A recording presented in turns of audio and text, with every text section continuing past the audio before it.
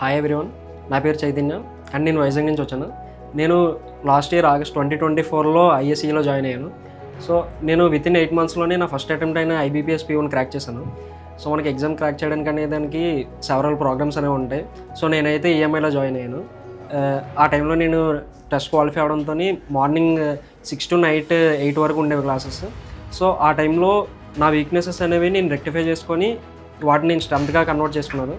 So ఆ టైంలో only speed ఒకటే కాదు, యాక్యురసీ అనేది బాగా బిల్డ్ అవుతుంది.